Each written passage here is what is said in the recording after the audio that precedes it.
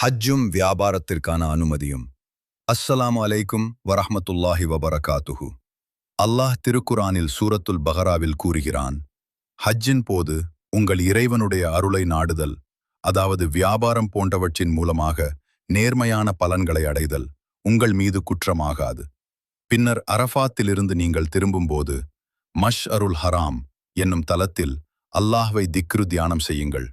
மேலும் உங்களுக்கு அவன் நேர்வழி காட்டியது போல் அவனை நீங்கள் திக்ரு செய்யுங்கள். நிச்சயமாக நீங்கள் இதற்கு முன் வழி தவறியவர்களாக இருந்தீர்கள். அல் பகரா 198. இந்த வசனத்தின் பின்னணியில் அறியாமை காலத்தில் அரேபியர்கள் ஹஜ்ஜின் போது வியாபாரம் செய்வதை தவறாக கருதி அதை விட்டும் விலகி இருந்தனர்.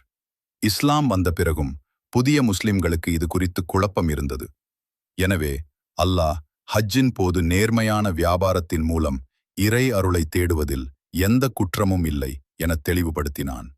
முதலாவது, ஹஜ்ஜின் போது வியாபாரம் செய்வது அனுமதிக்கப்பட்டுள்ளது. ஆனால் அது ஹஜ்ஜின் கடமைகளை பாதிக்கக்கூடாது.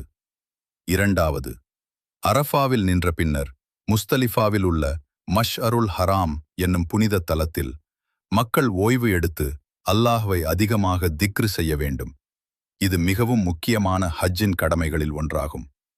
மூன்றாவது, முஸ்லிம்கள் தங்களுக்கு அல்லாஹ் காட்டிய நேர்வழிக்காக நன்றி செலுத்த வேண்டும்.